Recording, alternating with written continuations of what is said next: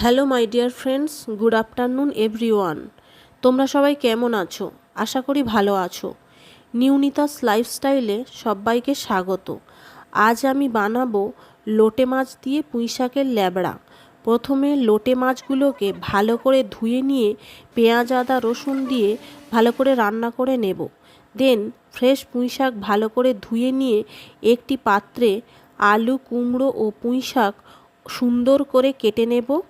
এবার গরম কড়াতে তেল দিয়ে দেব। ওই তেলেতে শুকনো লঙ্কা 5 ফোড়ন, গোটা গরম মশলা ও তেজপাতা ফোড়ন দিয়ে একটু নেড়ে চেড়ে কেটে রাখা পেঁয়াজ দিয়ে ভালো করে ভেজে নেব। এবার শিলেতে একটা মশলা বেটে নেব। আদা রসুন গোটা জিরে ও কাঁচা লঙ্কা ভালো করে বেটে নিয়ে ভেজে রাখা পেঁয়াজের মধ্যে দিয়ে দেব এবং মশলা ভালো করে কষতে থাকব। দেন লবণ ও হলুদ দিয়ে পুনরায় কষতে থাকব। ভালো করে কষিয়ে নিয়ে কেটে রাখা পুঁইশাক আলু ও কুমড়ো কড়াতে দিয়ে নেড়েচেড়ে একটি থালা চাপা দিয়ে দেব।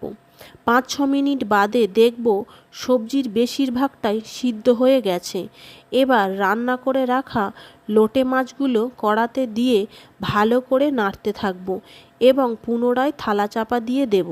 2-3 মিনিট বাদে ঢাকনা খুলে দেখব পুঁইশাকের ল্যাবড়া কমপ্লিট। সেটা একটি পাত্রে তুলে নিয়ে পরিবেশন করব। টাটা বন্ধুরা, আবার দেখা হচ্ছে নেক্সট ব্লগে। তোমরা প্লিজ দয়া করে চ্যানেলটি সাবস্ক্রাইব করে দেবেন।